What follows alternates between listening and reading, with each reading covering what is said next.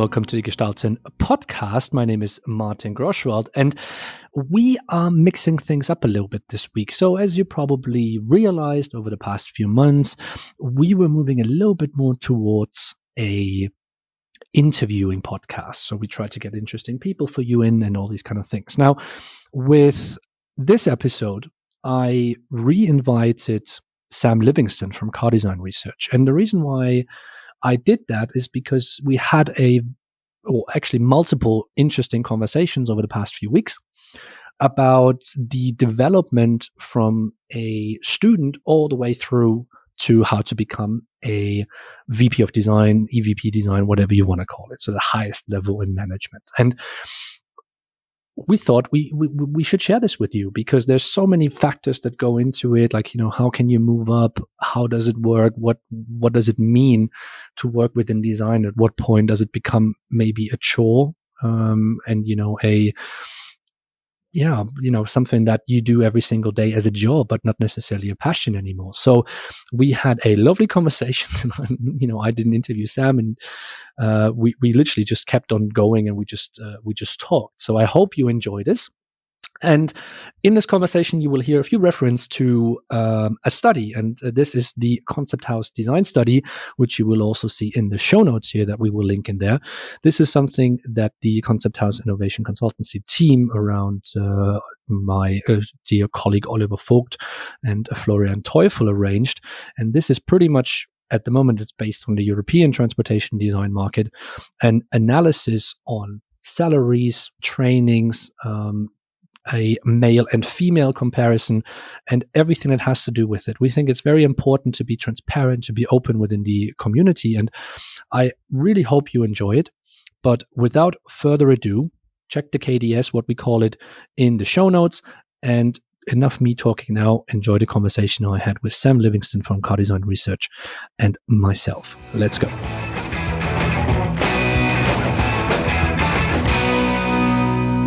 Hello, Sam, and welcome back to the Gestalten podcast. A pleasure to have you back, and I hope all is well in these, pandemic times in the UK for you. Yeah, thanks, Martin. Good to be here. Nice to be doing this, sitting down with you again, albeit remotely, to make another podcast. A bit of a different one this time, I think.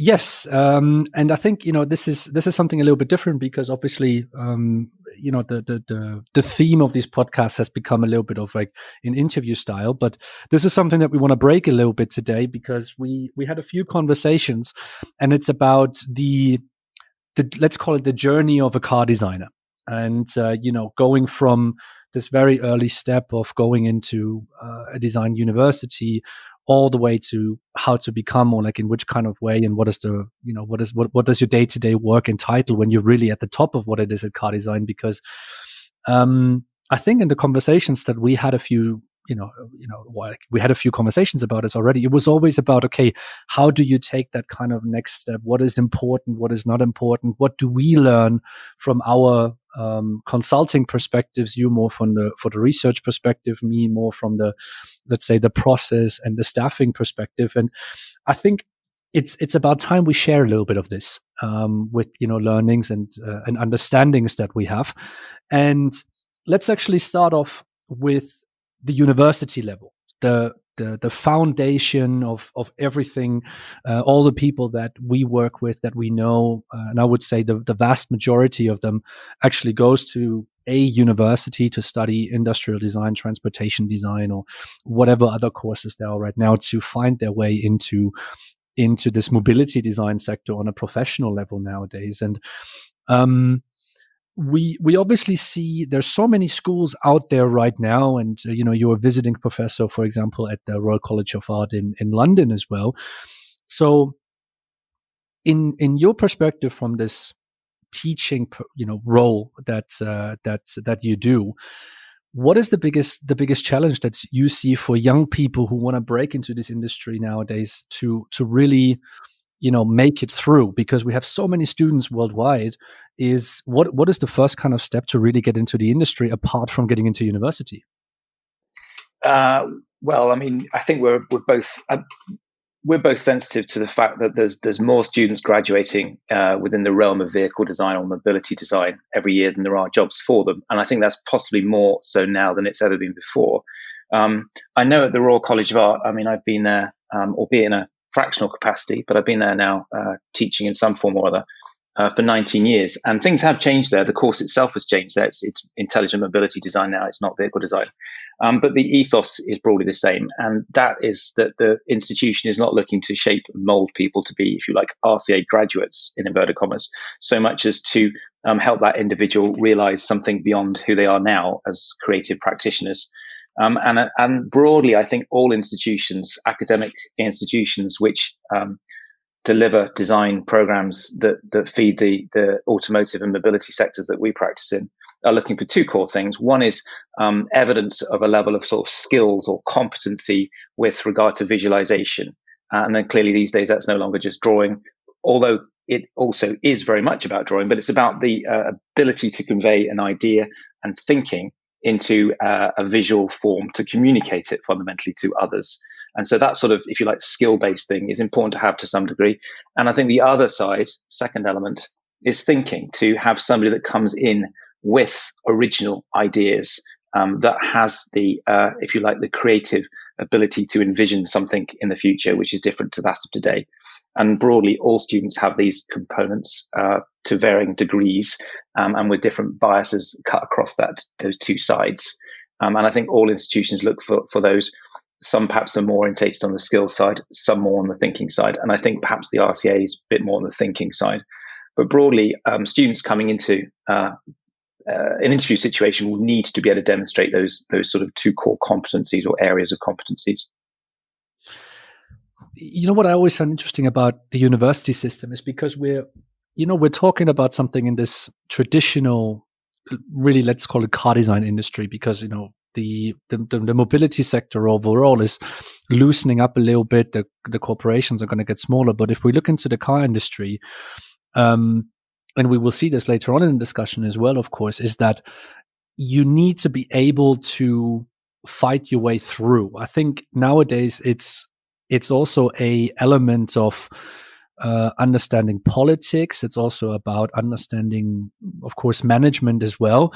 And I sometimes would wish, just from my own personal kind of experience of, obviously I didn't study anything creative in that kind of sense, but I oftentimes had the feeling that the university system doesn't prepare really for what is the right kind of step through into this kind of system. It's almost just like, look, you're supposed to be creative, but I'm not quite sure if it's really, showing you at least some insights on, hey, if you are in this industry for a certain amount of time, there is much more than just you being able to be creative.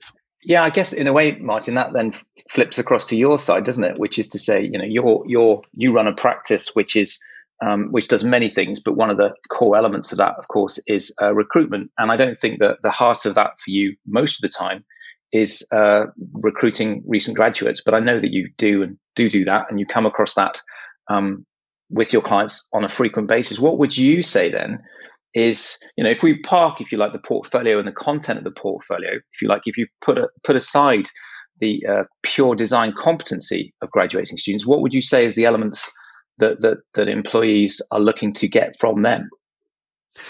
Well, I think, it comes down to potential. And I think this is something for me that a lot of employees, but also universities, don't necessarily look too much into. So, the potential of what a person can be in the future. Yeah. So you mean in their design abilities or who they are as This is the interesting thing behind it, because if we look into a development of, especially in the bigger companies, yeah. So of course you need to be very good at what you do, and there is always this baseline of, okay, a certain level of creativity needs to be the foundation of getting into this kind of university and teaching kind of level. But what I always see is that it's too much creativity and not necessarily just seeing, okay, can this person potentially become a leader? Because the higher you go, the more important becomes the leadership, your decision making, and also, of course, trusting and learning that people that are creatively better than you, which will, in an evolutionary process always happen because something is fresher or more modern or something like that, but being capable of making these decisions. And I think, from the highest level of recruitment, but also going down to really then the graduate recruitment, this is a very much overlooked opportunity to get really the great people. Because I can give you a little bit of an insight. We've had a request some time ago where it was very specifically stated we want to have a product designer for a detail position. And when I asked the questions, like, okay, why do you want to do this? Like, yeah, we want to have different kind of thinking. It's not about the sketch. It's about execution. It's about understanding. It's becoming much more. And I think in this new day and age, we're not necessarily in this kind of just cool sketching anymore, but and I've mentioned this before, when teams get smaller, responsibilities are becoming more important per person in that sense. And I think, these responsibilities, making decisions, feeling comfortable making decisions, but also standing in for those decisions to, higher level people is something that I'm oftentimes missing. And I feel sometimes sad for these, once we're getting into like the management positions and to the higher level leadership, is that they don't get the training, but they also have never been really told early on or throughout their entire career, starting from the university process, that the leadership and the selection of that is as important. And this is why, for example, I always believe that a craftsmanship such as design in that sense and car design should possibly be maybe more like an apprenticeship rather than just an intellectual kind of education to learn these kind of things. So in a way, you're I think you're sort of postulating, and maybe we're trying to make things very clear here. So there's a component where I'm sure everything is not this way exactly, but broadly you're saying that from university, students are potentially being hired to be trained up as design managers. It's almost an approach they should take, is to position themselves as design managers in waiting to some degree, to give the impression, to genuinely be people who can see design from a slightly bigger picture, as a sort of facet of a wider industrial process, but also maybe as a sort of I guess a more grown-up understanding of design as something which makes the end user's life better, but not, if you like, the cliche of just coming up with the cool sketch or many of them. One of the things I've often said to students, and maybe you're going to correct me, but I'm curious to know what you think, is that actually they're being hired to be almost like a firework in the design studio to create a variety of exciting, powerful, forward-thinking ideas, not necessarily to be finessing them and understanding all facets of car design at the get-go, but actually to be almost a source of energy for the studio to get other to get other designers in the space to raise their game almost. But I don't know. You think that's changing? That sort of concept of the junior designer coming in to be, in inverted commas, the cool kid in the studio with the crazy ideas is actually migrating to one which is a bit different, perhaps. Yeah, it comes something from, for me, is like, I don't want to take anything away of this, what you exactly just mentioned, because I think it's as important as understanding what, let's call it the business of design is in that sense. And the business of design is a very vast direction. It's management, it's budget, it's leadership, it's everything that goes into that. I just think it would be wrong to limit especially the young students and interns and entry level designers to just that, because what that means is you only get to know that. You don't get to know really a lot of other things in this end. And car design in particular in today's form is much more than that. If we analyze a process of like from a first sketch all the way to when the car rolls off of the production line, the actual sketch process is minimal, in that kind of context. So I think it should always be seen in an entire context. That's what I want to say with this. It's not about, look, if you have a guy who's a fantastic sketcher and who wants to be just this creative person, nobody should be forced to move into these kind of management positions, but there should be a general kind of understanding of what it is, why it's there, and if you were to decide later on that this is the kind of direction, okay, what does this mean for me? And I think this understanding of what does it mean is just not there. A lot of the conversations I have with young designers, they don't necessarily understand, the scope of what their position might be in the future. They think that, I can do it on the way. And yes, you can do certain things on the way, but a lot of the stuff is also preparation and knowledge. And I think knowledge you can learn, from the first day you go into the university. It's by, speaking to people, listening to the various podcasts that are out there right now, and, reading about papers and stuff like that. There's all this information out there, and that's a little bit what I'm missing. Yeah, and actually, relative to that, I don't think though, and I'm going to just check this with you in a way. I don't think you're saying you need to be, an expert and a jack of all trades. I mean, there's a bit of me that half wonders if between the two of us, we're kind of saying, yeah, you have to be an expert and a jack of all trades. One of the things that I put to students on and off at the Royal College of Art is, who are you as a design practitioner? What is it that you're about? You can't just have an ambition to be a good car designer, because there's so many different shapes. And within a studio, when you're hiring, I think many people that are sort of putting together a body of people for a studio, they want quite a mix of different types. They don't just want one person times 10. They want a spectrum of individuals that will, work as a team, but they're not all going to be the same type of people. So they're going to have different agendas, different competencies, different, ways in which they see things. And therefore, I think there's also a need for designers not just to sort of try to second guess what the market needs, but also to look into themselves. Who are they? What do they find compelling? What do they find incredibly frustrating that they want to react against? Who are they as individuals, and can they ensure that that's evident and true? Because I think there's also a component, which is that the best designers are the ones who design from the heart, who are authentic. And I think actually that's an attractive quality of the recruitment point as well. You need somebody who is true, not just somebody who's a great sketch monkey. Oh, 100%. And I think, this is also for the companies, for the employers, of course, to understand, but this is for me much more important than just the pure sketch quality, and I think this is something that the universities should live up to as well. It's okay to tell somebody they're maybe not the top 5% in terms of sketching in their class, but what is their real strength in a process? We talk about budgets all the time, or here that we do, and we talk about training, and we talk about management and all these kind of things, and some people are literally just made for that. It's like in a big orchestra as well.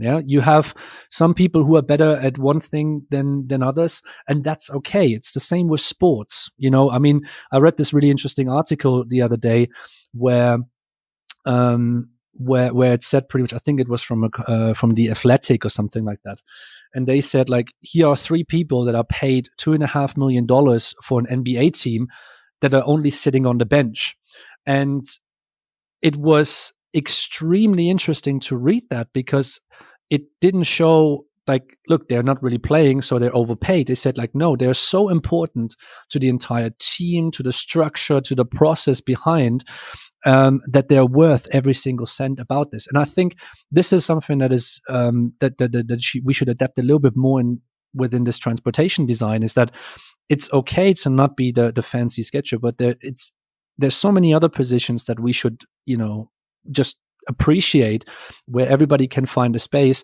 if they're comfortable of saying, I'm maybe not the best in this, but I can do this. That's for me a fundamental point.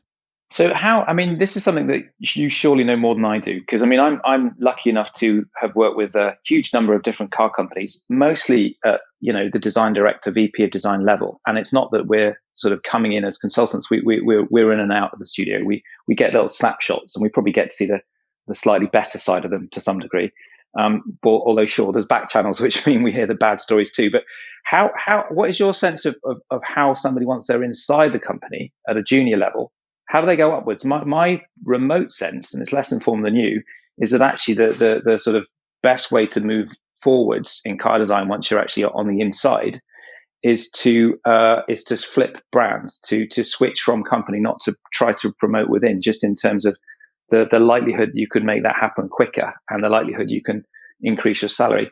Is that is that a true thing, Martin? Or is there other sort of facets to how people should be getting on?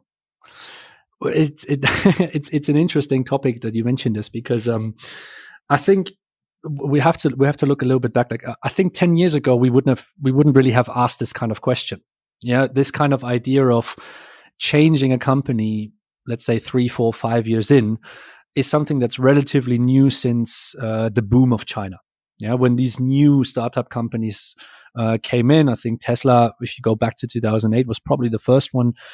Before that, we didn't really think about a lot of change in the design studios, and obviously design studios were relatively small from that perspective. That's something we need to add as an important factor to know.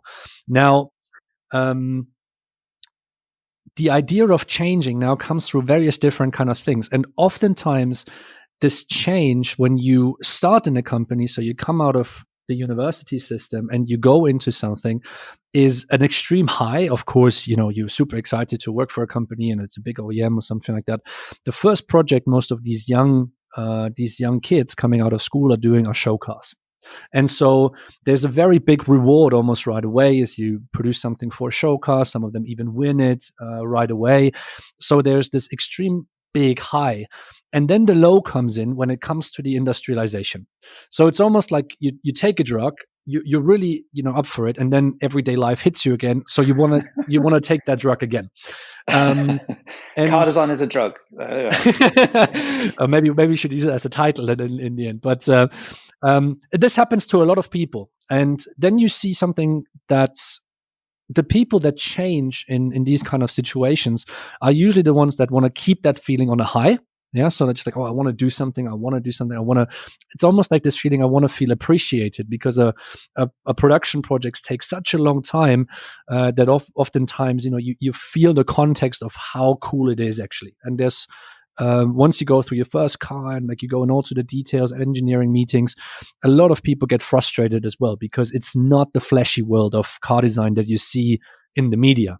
That's an important factor. So some people stick through that and then say like, no, I need to go through that process, and others want to have this high again and over and over and over again. And a lot of them then go to advanced studios because that's where the high is very, very high. But then frustration hits. Yeah, it's like, oh, now I want to have something on the road, something that people buy, that people see.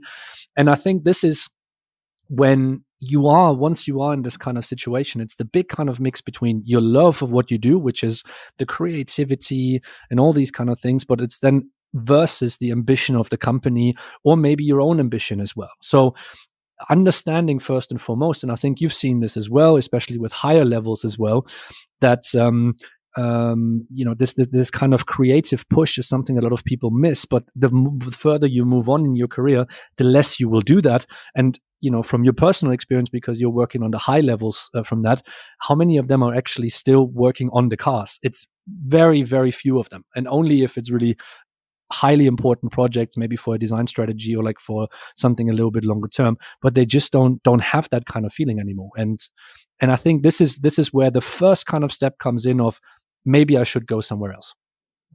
Yeah. I mean, there's a thing also I observe, and of course it's perhaps a sensitive subject, which is that another pointer where I think people should perhaps look to move on is when they think they're, we're fortunate to have clients that are exceedingly modest despite producing some amazing stuff. But obviously from time to time there's the opposite, where people perhaps have a perception that the design quality or the design outputs from their brand surpasses that of all of their competitors. And I think that, yeah, once in a while, of course, one brand will punch above its weight, but for the most part, I think it would be a rare occasion where you could reliably say within one design studio, hey, you know what, we're better than all the other guys.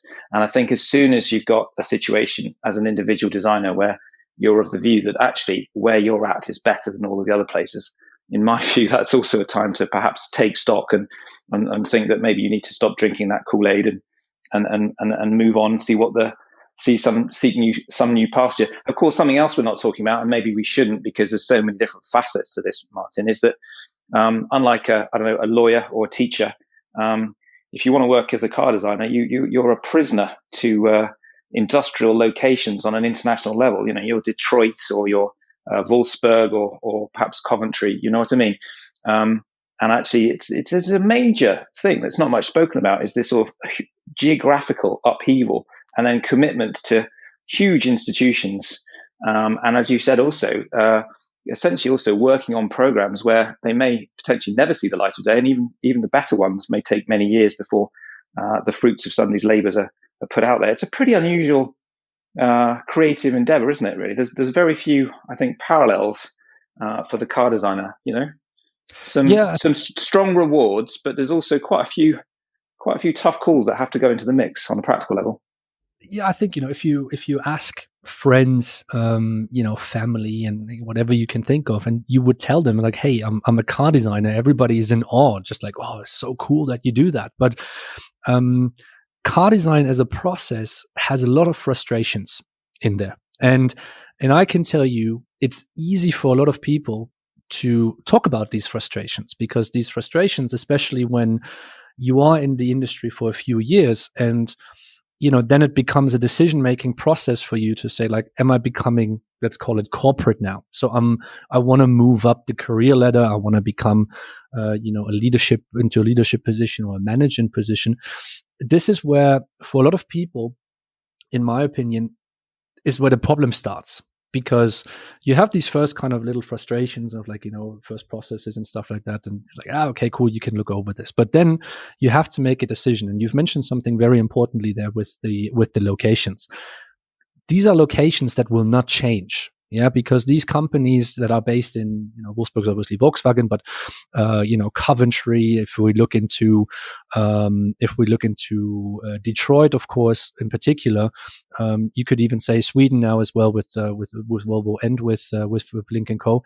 They are very fixed locations. So you also make a commitment in that kind of sense. And once you start making this commitment of, do I want to go down the corporate road now, or do I want to be still very creative, maybe stay on we call it over here an expert road. Yeah. To say, like, I don't want to manage. I don't want to be working a lot with Excel. I just want to be in the creative sector. That's a lot of commitment to your own personality as well. And if you have family at that point, to your family and all these kind of things. And this is what I think a lot of people maybe don't understand, in the highest level, to be fair, that these commitments with the family are absolutely fundamental. And this also explains why still a lot of people stay within the companies and maybe change in earlier years, but not in the later years, because it's becoming more and more difficult. And from a frustration point of view to the corporate point of view, to then kind of being fixed for life, technically, that's a tough point. And I do understand everybody who's struggling with the idea of, like, maybe I should go here or I should go there. Yeah, and actually, there's another thing which is in the mix that comes to my mind anyway, which is that in terms of progression, and you've alluded to how it tends to slow down a little bit as people become more senior and or older or later life stage. There's another thing, and actually, this makes me want to introduce. Almost surprised you've not already, Martin, that piece of research that your company commissioned. Mm-hmm. And one of the outputs from that I guess it didn't totally surprise me, but I thought, I raised my eyebrows, was the amount of days that design management have spent or do spend, broadly, being trained. Actually, that's possibly not my favorite word there. Coached, trained, broadly educated.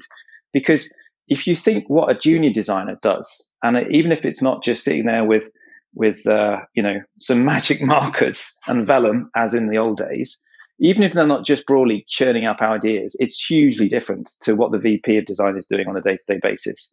And yet, if you take that progression, stretch it across the 10, 20, 30 years that it might have been, one does wonder, I do wonder, the extent to which all of that learning can be just on the job.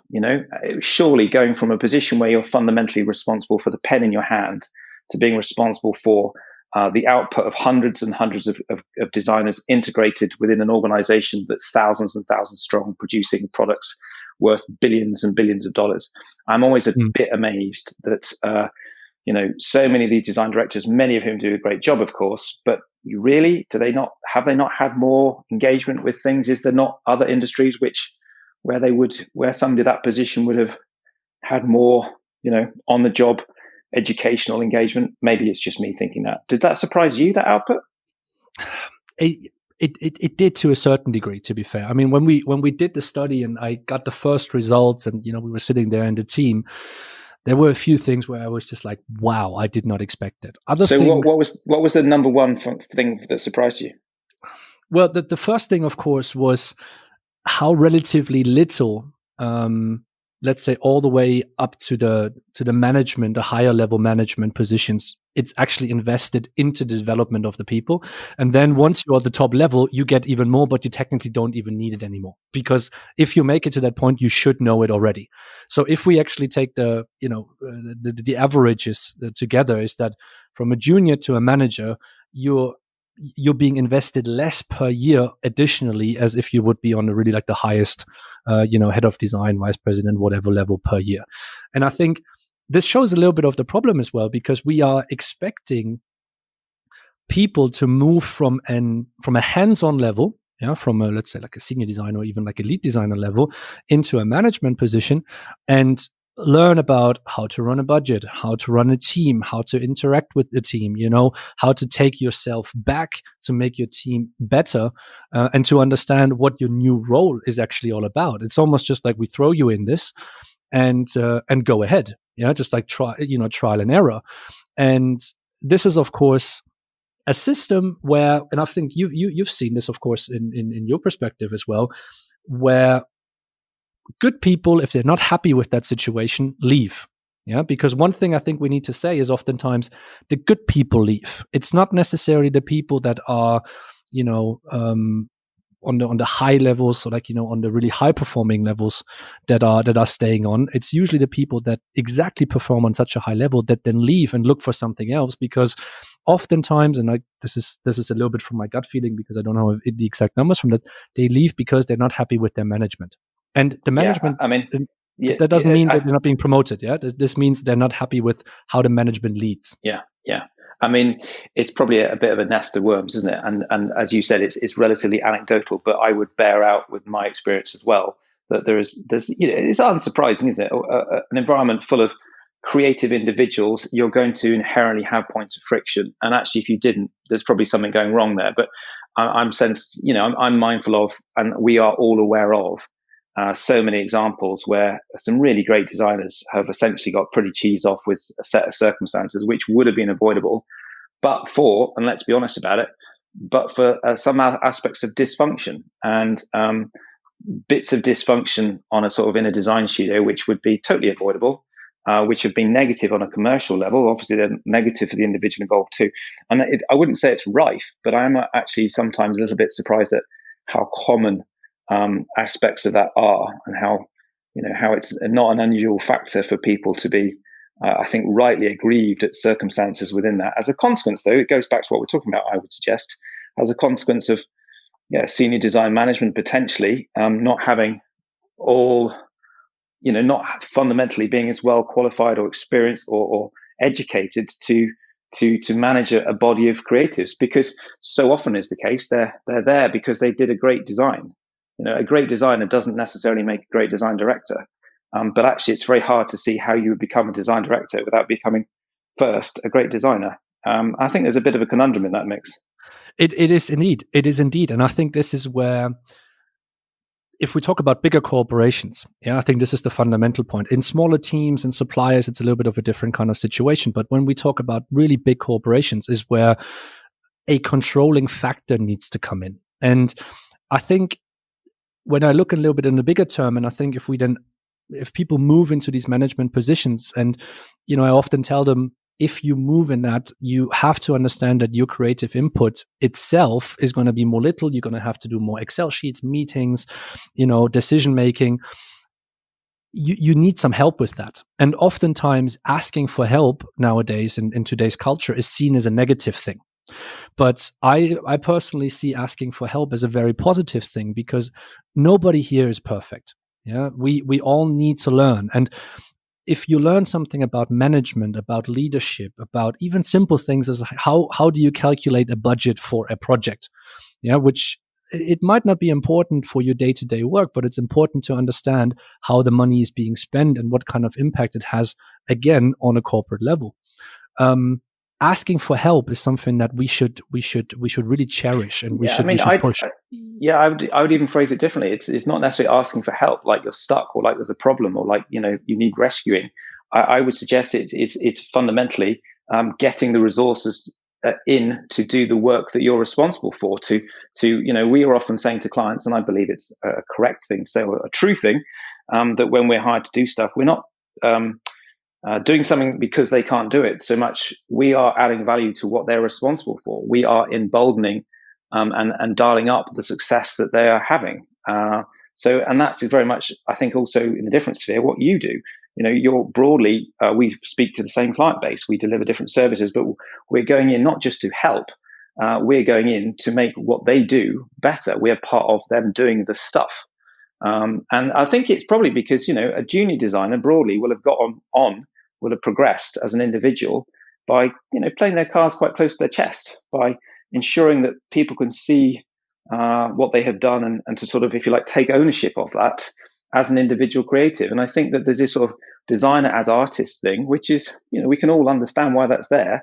But actually, as soon as you get to the top, I then think it starts to have less relevance, should we say, because then we get to the situation where the design director feels uncomfortable that they might be seeking an external view, or to be having some externally sourced or other body coming in to provide them with a resource, because they think, well, why should I not be able to do that? And they as a consequence, they choose not to, and they shoot from the hip, and they don't do such a good job. So I agree with you that there is this mentality that the individual design director has to somehow do everything. And I think that actually the best ones are those that are able to corral others and to sort of, if you like, build this team fundamentally, isn't it? To get the whole thing to work and not just own it themselves.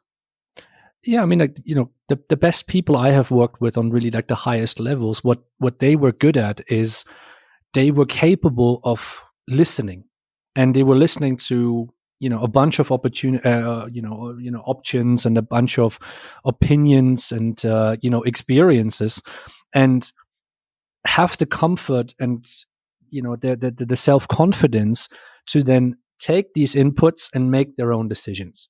I think this is a fundamental skill that is not really used in the creative area. I think nowadays within UI UX, because it's a completely different kind of way of how it emerged, this is a much more common thing. But when it comes to car design in particular, but mobility design as a product in general, it's not really used.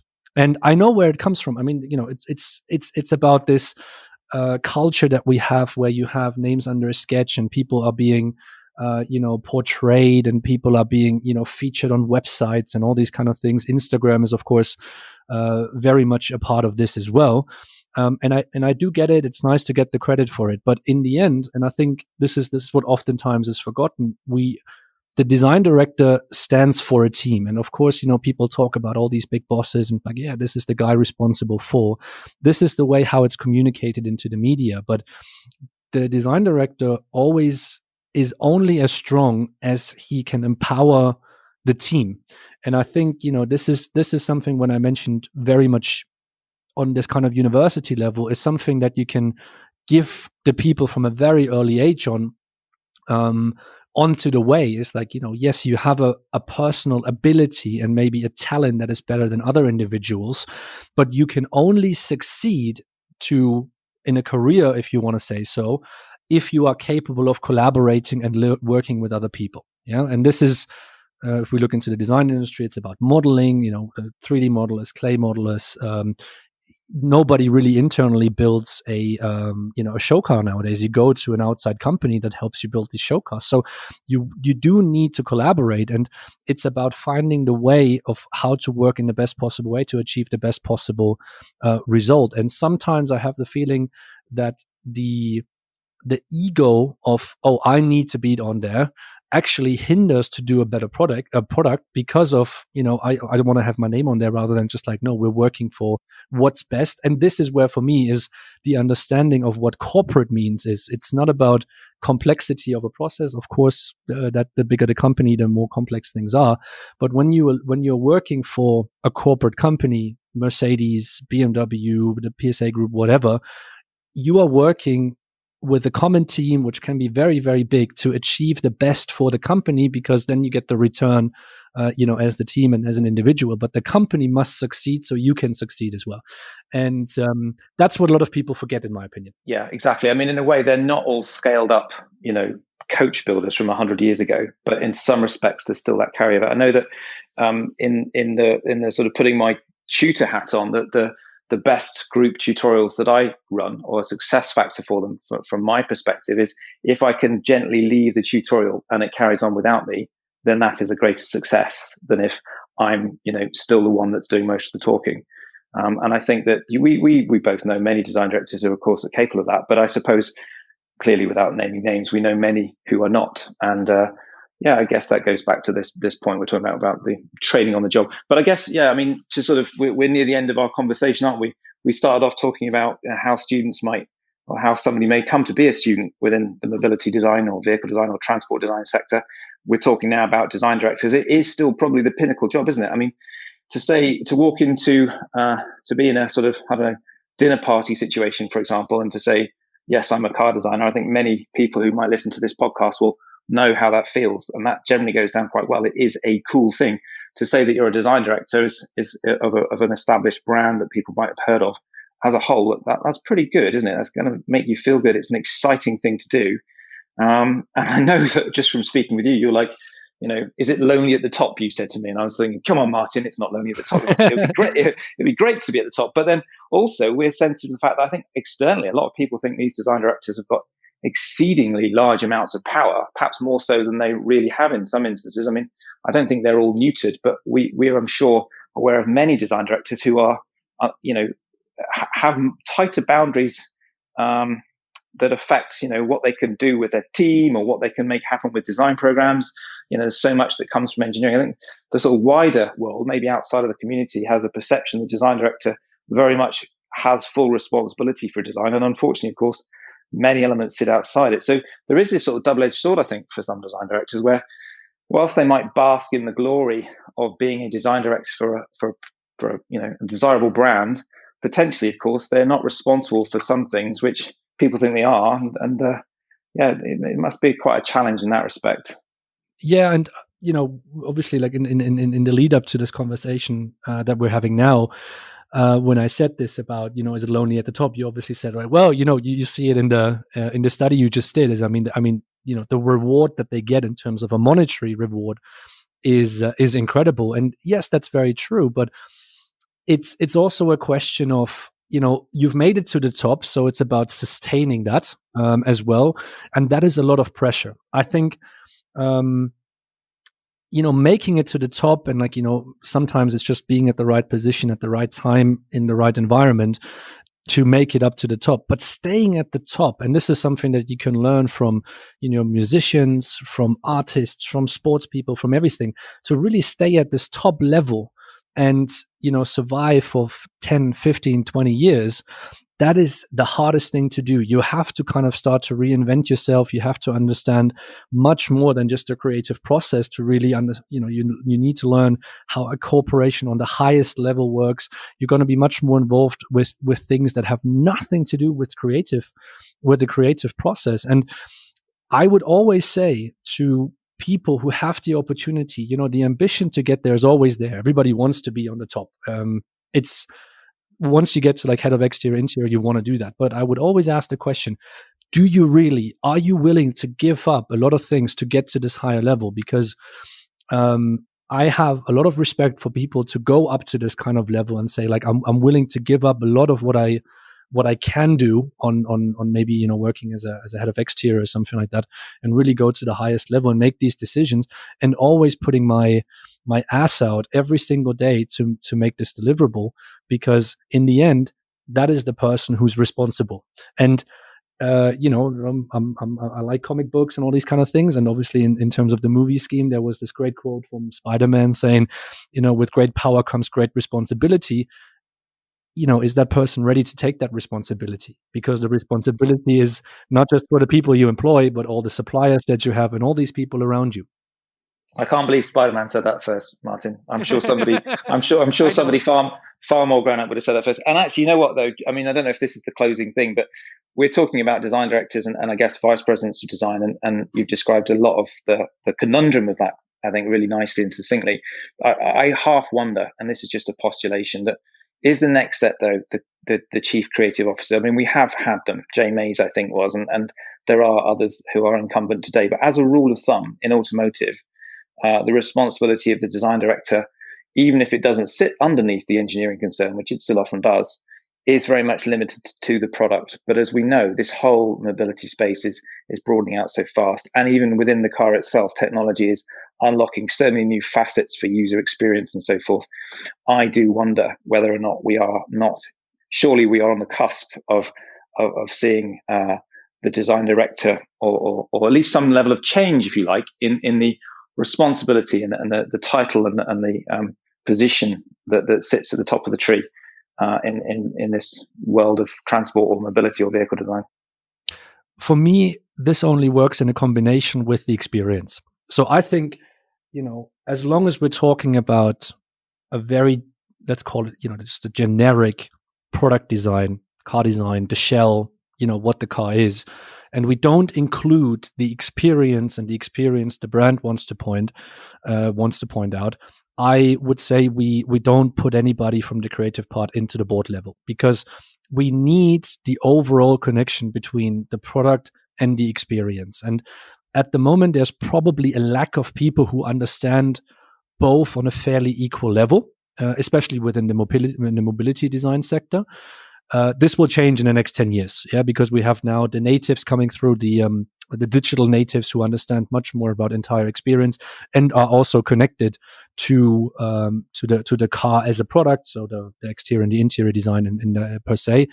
But that needs to happen before, I believe, a really traditional, or a board member from the creative area can really make a strong impact, because otherwise the engineering is still so strong. There's much more power behind it, in terms of personnel, of course, as well.